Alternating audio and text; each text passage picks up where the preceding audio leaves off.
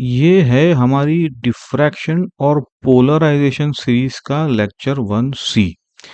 पिछले लेक्चर्स में हमने सिंगल स्लिट का डिफ्रैक्शन पैटर्न समझा था। सेंट्रल मैक्सिमा और उसके दोनों दोनों तरफ होता है सेकेंडरी मैक्सिमा और मिनिमा। ऐसे आज हम उस पैटर्न की ज्योमेट्री पर बात करेंगे। मतलब सेंट्रल मैक्सिमा कितना चौड़ा होता है, सेकेंडरी मैक्सिमा कितना चौड़ा होता है, दोनों के बीच कोई रिलेशन है भी, और एक इम्पॉर्टेंट कॉन्सेप्ट भी साथ साथ देख लेंगे फ्रेसनल डिस्टेंस का, जिससे हम डिसाइड करते हैं कि कब रे ऑप्टिक्स वैलिड है और कब नहीं है। और इन सारों पे हम 7 न्यूमेरिकल्स भी सॉल्व करेंगे, तो ये जो बीटा बीटा नॉट ये जा रहे जो फॉर्मूला है वो आपको क्लियर रहे। तो होपफुली आप अपना नोट और पेन रेडी रखें। तो ये है रोड मैप इस लेक्चर का। दो हिस्सों में बात करेंगे। पहला है पैटर्न की ज्योमेट्री, सेंट्रल मैक्सिमा की एंगुलर और लीनियर विड्थ, सेकेंडरी मैक्सिमा की विड्थ। तो ये जो फेमस रिलेशन है beta not equal to 2 beta. दूसरा हिस्सा है कॉन्सेप्ट्स और एप्लीकेशन। उसमें फ्रिंज विड्थ, इंटरफेरेंस और डिफ्रैक्शन का डिफरेंस थियोरिटिकल है, देख लेंगे। और फ्रेसनल डिस्टेंस।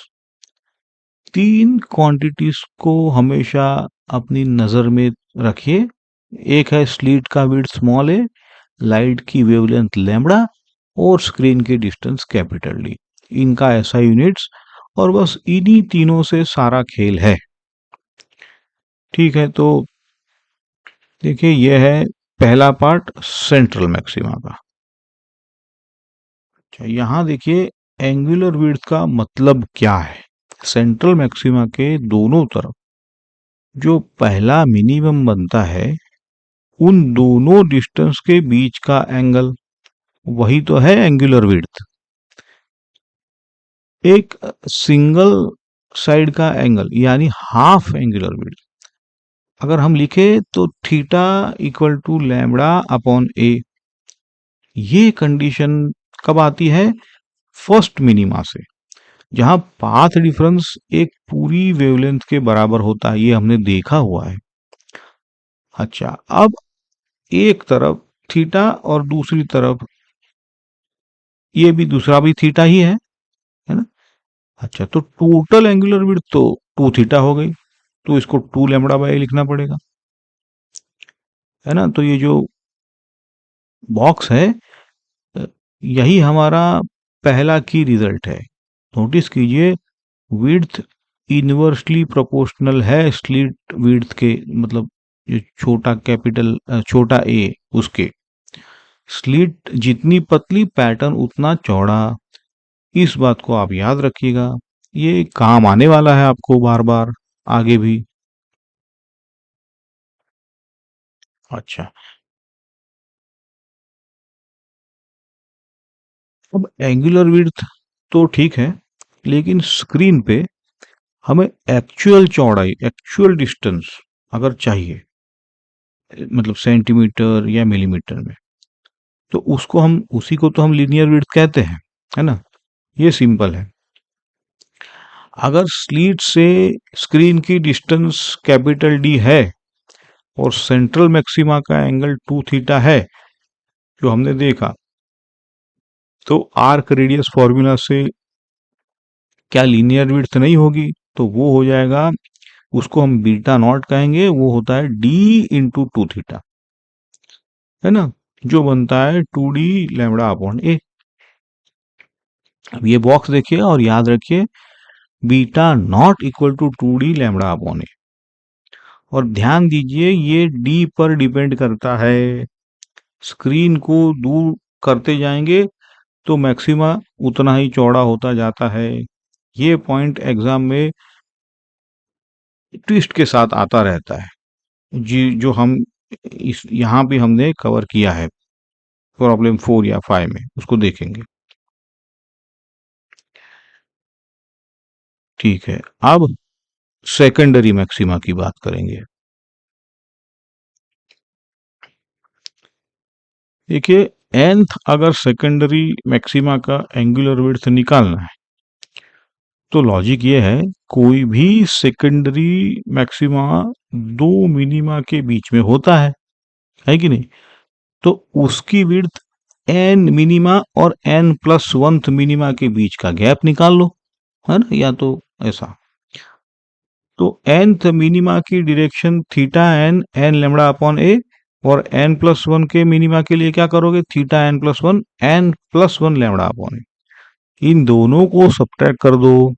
देखो ये सब्ट्रैक्शन, तो n कैंसिल हो जाता है और बचता जो है वो सिर्फ लैम्बडा अपॉन ए।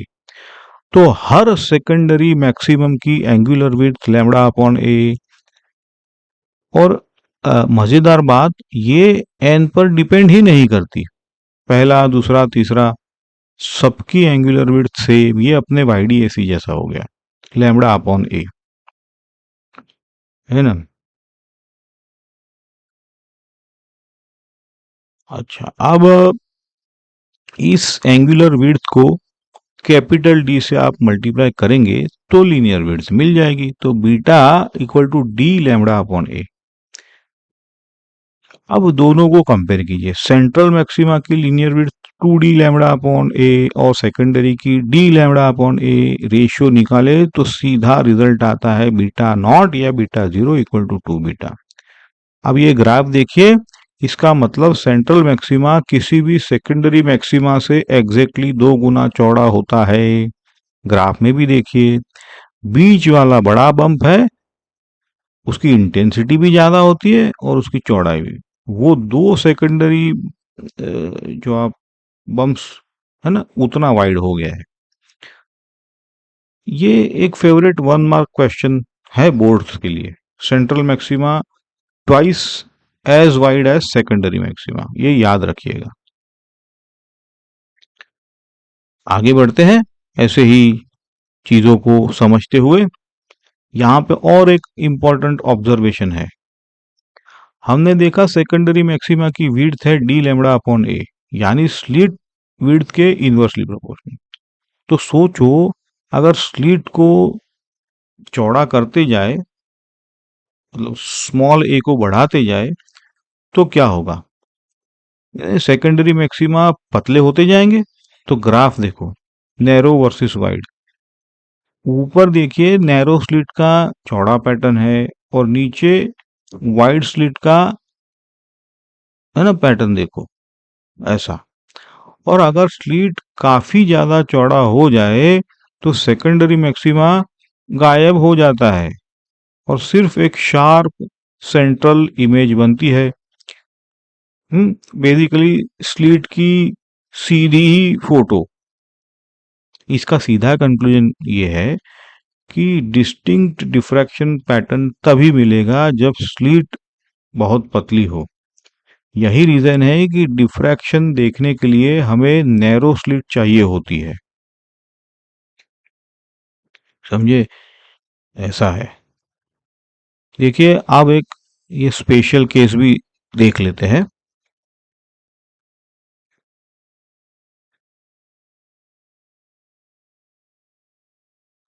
यहाँ पे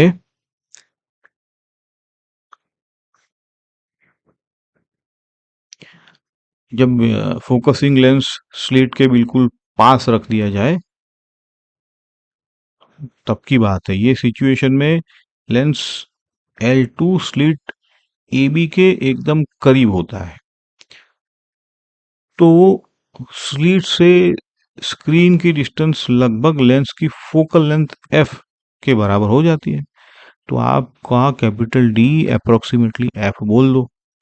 अब ज्योमेट्री से theta n is equal to X N upon F, और ये बराबर है एन लेमड़ा अपॉन ए। तो इस पे से आपको एक्स एन अगर निकाल दो तो एक्स एन आपका n lambda f upon small a ऐसा दिख रहा है। देखो, तो ये बॉक्स देखो, सेंट्रल मैक्सिमा की लीनियर विड्थ हो जाएगी,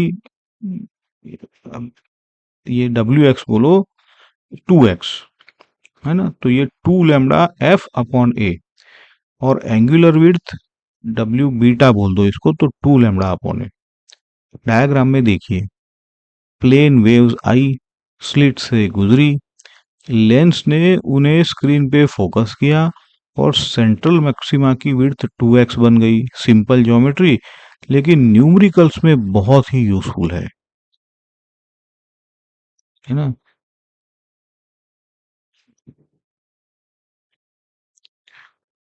तो चलिए फ्रिंज विड्थ की बातें करें। अब फ्रिंज विड्थ का मतलब है दो कंसेक्यूटिव मैक्सिमा, या फिर जैसे कहते हैं दो कंसेक्यूटिव मिनिमा, इनके बीच का डिस्टेंस। अगर हम एक्स एन प्लस वन में उसमें से अगर एक्स एन निकाल दे, घटा दे, सब्ट्रैक्ट करें, तो साफ साफ मिलता है beta equal to lambda capital d upon a. ये है सेकेंडरी फ्रिंजेस की स्पेसिंग।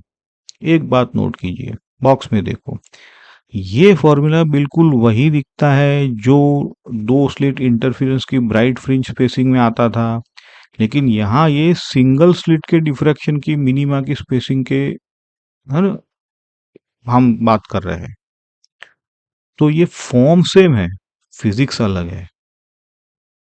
इस ओवरलैप को आगे हम क्लियरली समझेंगे, लेकिन इसी फॉर्मूला की वजह से कभी कभी मिसलीड हो जाते हैं। ठीक है, आगे बढ़ते हैं अभी इसको। अच्छा, अब दो बहुत इंपॉर्टेंट कॉन्सेप्चुअल पॉइंट्स है जो स्टूडेंट को हमेशा कंफ्यूज करते रहते हैं। तो पॉइंट नंबर वन देखो, इंटरफेरेंस और डिफ्रैक्शन में कोई फंडामेंटल वैसे डिफरेंस नहीं है। दोनों क्या है, सुपरपोजिशन है फिजिक्स में। लेकिन जो इंपॉर्टेंट फर्क है, तो इंटरफेरेंस में हम थोड़ी वेव्स की सुपरपोजिशन, मतलब दो, बोल दो वेव्स, या दो या तीन या चार, वो भी चलेगा। लेकिन डिफ्रैक्शन में क्या होता है, जैसे पिछले लेक्चर में मैंने कहा, बहुत सारे वेवलेट्स होते हैं, बहुत सारी वेव्स की सुपरपोजिशन होती है। तो फर्क तो इतना ही है, लेकिन आप जैसे फेजर डायग्राम आपने देखा क्या हो जाता है, पैटर्न को बदल देता है। दूसरा पॉइंट नंबर टू, ये थोड़ा ट्रिकी है। Same position x equal to lambda D upon small D था, पर अगर दो नैरो स्लिट्स हो, मतलब डिस्टेंस स्मॉल डी अपार्ट, तो वहां ब्राइट फ्रिंज बनती है, इंटरफियरेंस का मैक्सिमम है। लेकिन अगर एक सिंगल स्लिट हो तो, और ए स्मॉल इक्वल टू डी अब है, तो वही पोजीशन पे फर्स्ट मिनिमा बनता है, यानी डार्क। सेम फॉर्मूला, उल्टा रिजल्ट। और ये क्यों होता है, हमने मैथमेटिकली अच्छी तरह से पिछले स्लाइड में, फेजर स्लाइड में, लेक्चर में फेजर डायग्राम की वजह से उसकी हेल्प से भी देखा था। तो इसको ध्यान से समझिए, क्योंकि एग्जाम में यही ट्रैप होता है और तो कुछ नहीं है, वेरी लाइकली ट्रैप, और एडवांस में तो यही पूछेंगे। ठीक है। अच्छा, तो ये फ्रेजनल डिस्टेंस है, वो भी सबसे इंपॉर्टेंट कॉन्सेप्ट हम ले लेते हैं थियोरिटिकली आज का। ओके, ज्योमेट्रिकल ऑप्टिक्स यानी रे ऑप्टिक्स, ये मान के चलते हैं उसमें हम कि लाइट कैसे चलती है, सीधी रेक्टिलिनियर प्रोपगेशन। लेकिन डिफ्रैक्शन तो हमें दिखाता है कि लाइट तो स्प्रेड हो जाती है, फैल जाती है, जहां ज्योमेट्रिकल शेडो वहां लाइट हो जाती है। तो सवाल यह है, रे ऑप्टिक्स कब तक वैलिड है? वैसे तो ऊपर ऊपर से पता है, लेकिन देखो, फ्रेजनल डिस्टेंस वो डिस्टेंस है जहां डिफ्रैक्शन की वजह से लाइट का स्प्रेड, है ना, स्लीट की साइज के बराबर हो जाता है। इससे पहले स्प्रेड इतना छोटा होता है कि इग्नोर कर सकते हैं, ऐसा है। तो बड़ा इंपॉर्टेंट कॉन्सेप्ट है ये। ज्योमेट्री देखिए, हाफ एंगुलर विड्थ है theta equal to lambda upon small D. तो स्क्रीन पर सेंट्रल मैक्सिमा का linear spread y1 equal to D theta is equal to D lambda upon small D. और जैसे जैसे डी बढ़ेगा, ऑब्वियस है ये स्प्रेड बढ़ता जाएगा। है ना। कोन डायग्राम देखो, लाइट का कोन फैलता जा रहा है ऐसा। बड़ा प्रैक्टिकली इंपॉर्टेंट कॉन्सेप्ट था ये। अब फ्रेस्नेल डिस्टेंस की डेफिनेशन को लगाते हैं। जब d equal to D F, तब स्प्रेड स्लिट के साइज के बराबर। क्लियर है, यही तो डेफिनेशन है।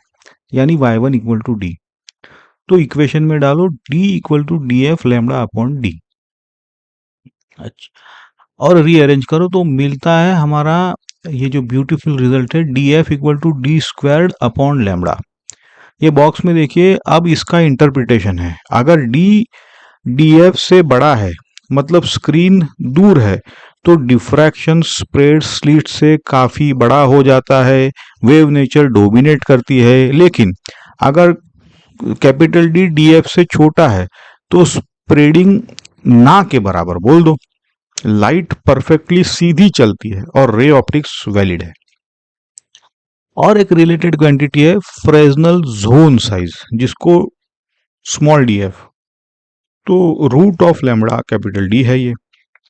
रे ऑप्टिक्स सेफली यूज कर सकते हो जब एपर्चर इस जोन से बड़ा हो, यानी D greater then D F हो। बस ये आपको याद रखना पड़ेगा। ठीक है, अब ये थियोरेटिकल कंपैरिजन है। टेबल बनाया है, इंटरफेरेंस वर्सेस डिफ्रैक्शन, 4 पॉइंट्स है। पहला है इंटरफेरेंस, दो अलग कोहेरेंट सोर्सेस से आता है। डिफ्रैक्शन एक ही वेवफ्रंट के अलग अलग पार्ट से आती है ना, समझाया है। दूसरा है इंटरफेरेंस में सारी ब्राइट फ्रिंजेस इक्वली ब्राइट और इक्वली स्पेस्ड होती है। डिफ्रैक्शन में ब्राइटनेस और विड्थ दोनों कम हो जाती है एंगल के साथ। तीसरा है, मतलब सेंट्रल मैक्सिमा बहुत इंटेंसली ब्राइट होता है, चौड़ा भी होता है, बाकी फिर कम हो जाता है। तीसरा है इंटरफेरेंस की डार्क फ्रिंजेस बिल्कुल काली समझ लो, जबकि डिफ्रैक्शन में उतनी परफेक्ट डार्क नहीं है ना। और चौथा है इंटरफेरेंस में बैंड्स ज्यादा होते हैं, डिफ्रैक्शन में कम होते, क्योंकि वो स्प्रेड की बात है वो। तो ये टेबल 2-3 मार्क्स का क्वेश्चन है, पक्का क्वेश्चन है, लेकिन रट्टा नहीं। जो समझाया है उसको लॉजिक के साथ कीजिए आप। बस, तो ये यहां तक है थियरी। अब हम न्यूमेरिकल्स करेंगे। 7 न्यूमेरिकल्स है, इसे मैं थोड़ा सा फास्ट करूंगा, आप पॉज करके खुद भी समझ सकते हो, ट्राई भी कर सकते हो। ठीक है, चलिए। तो सवाल है, साउंड का डिफ्रैक्शन रोज दिखता है, लाइट का क्यों नहीं। लॉजिक ये है, डिफ्रैक्शन तब प्रोमिनेंट होता है जब वेवलेंथ स्लिट या ऑब्स्टिकल के साइज के कंपेरेबल हो। साउंड की वेवलेंथ 15 मीटर से 15 मिलीमीटर तक है, ये तो अपना है ना, किसी भी कोने का, दरवाजे का, हर जगह पे मैच करती है। लेकिन लाइट की वेवलेंथ सिर्फ 4 से 7 हजार एंगस्ट्रॉम, बहुत छोटी है, एंगस्ट्रॉम में है। इसके लिए एकदम पतली स्लिट चाहिए जो रोजमर्रा में मिलती नहीं है, इसलिए साउंड का डिफ्रेक्शन ज्यादा एविडेंट है ना, ऐसा समझे।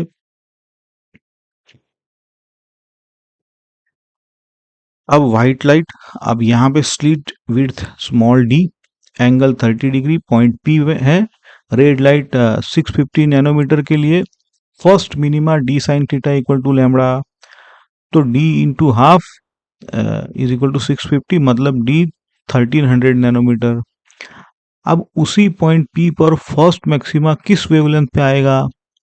फर्स्ट मैक्सिमा की condition d sine theta equal to 3/2 lambda dash. Solve करो तो आपका लैम्बडा डैश 433 पॉइंट जो भी है ना, नैनोमीटर में आया। डन, सीधा फॉर्मूला लगाया है, समझा तो हमने है ही है क्यों ऐसा है फॉर्मूला।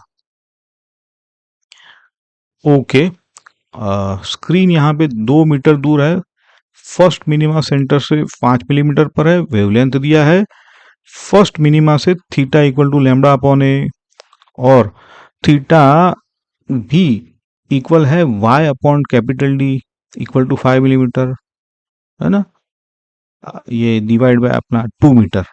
अच्छा, तो ये हो जाएगा 2.5 इंटू 10⁻³ रेडियन में आता है। तो a equal to lambda upon theta, है ना, यहाँ देखो 0.02 मीटर कभी कभार, लेकिन 5000 एंगस्ट्रॉम डालने पर आप गलती नहीं करना, 2 × 10⁻⁴ मीटर यानी 0.2 मिलीमीटर। तो ये आ, मीटर मिलीमीटर ये कन्वर्जन में बहुत सारी गलतियां स्पॉट आउट होती रहती, जरा केयरफुल रहना। ठीक है, तो आगे बढ़ते हैं यहाँ पे।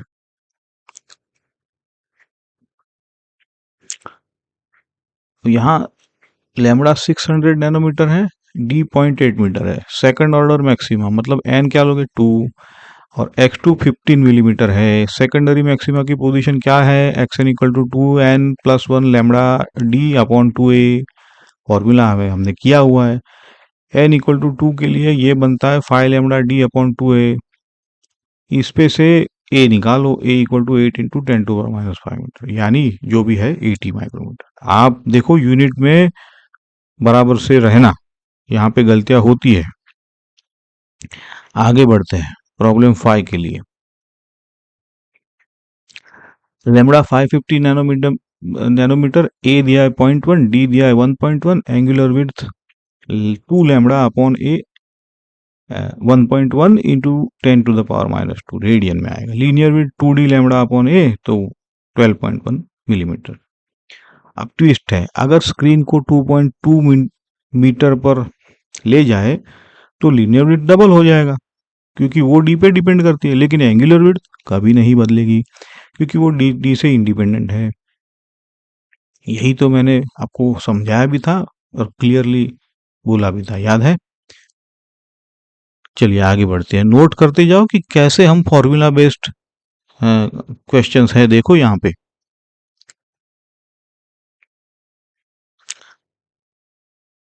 देखो, अब साउंड सोडियम है, सोडियम सोडियम की कितनी, ये जो स्पेक्ट्रल लाइन 2 लाइन्स है, तो 590 और 596 नैनोमीटर पर। एपर्चर 2 × 10⁻⁻6 मीटर है, capital D 1.5। First secondary maxima कैसे होगा, तो लगाओ formula, theta equal to 3 lambda upon 2a, दोनों का डिफरेंस निकाल लो, तो डेल्टा थीटा 3 इंटू जो भी है ब्रैकेट में lambda 2 minus lambda 1 upon 2a, 4.5 into 10⁻³ radian. इसको डी से मल्टीप्लाई करो तो सेपरेशन डेल्टा एक्स आपका 6.75। देखो कैसे फॉर्मूला से हम फटाफट चीज़ों को निपटा रहे हैं। तो इससे आपको ये समझ में आएगा कि फॉर्मूला पे होल्ड है कि नहीं, और फॉर्मूला से थियरी पे अगर होल्ड है तो फॉर्मूला पे भी होल्ड आ ही जाता है। चलो, तो ये आखिरी है। अपर्चर दिया है 4 millimetre, wavelength 400, Fresnel distance D F equal to A squared upon lambda, values डालो, डी एफ 40 मीटर, मतलब 40 मीटर तक बीम परफेक्टली स्ट्रेट रहता है, रे ऑप्टिक्स चलेगा। उसके बाद आगे डिफ्रैक्शन स्प्रेडिंग सिग्निफिकेंट हो जाती है। तो सारे जो भी हमने थियरी किए उसके सारे एक एक न्यूमेरिकल्स यहाँ पे ले लिए। तो एक बार और रिपीट करिएगा, आपको इसमें कॉन्फिडेंस आ जाएगा। ठीक है, तो अब एक लाइन में रिकैप करो। Central maxima angular with 2 lambda upon a, linear with 2 lambda upon a, secondary maxima d lambda upon a, और relation beta not equal to 2 beta, minima की condition a sine theta n lambda, secondary maxima की 2n+1 lambda D upon 2a, और Fresnel distance a square upon lambda, ray optics valid जब d greater than root of lambda d, है ना। बस इतने formula से आप डिफ्रैक्शन के सारे न्यूमेरिकल्स निकाल सकते हो। और जैसा हमने कहा, देखो कितने फटाफट हमने ये न्यूमेरिकल्स देखे हैं। हालांकि थियरी में you have to be careful. तो दोस्तों, यही है अपना लेक्चर 1C। अब अगले लेक्चर में पोलराइजेशन से पहले थोड़ा सा रिजॉल्विंग पावर भी देख लेंगे, ताकि वहां पे भी आपका जो कंफ्यूजन है वो हम दूर करेंगे। अगर वीडियो हेल्पफुल लगा हो तो जैसे मैं कहता हूँ, लाइक दो, दोस्तों के साथ शेयर करो, चैनल को सब्सक्राइब करो, है ना। तो पढ़ते रहिए, आगे बढ़ते रहिए। मिलते हैं नेक्स्ट लेक्चर में। Thank you.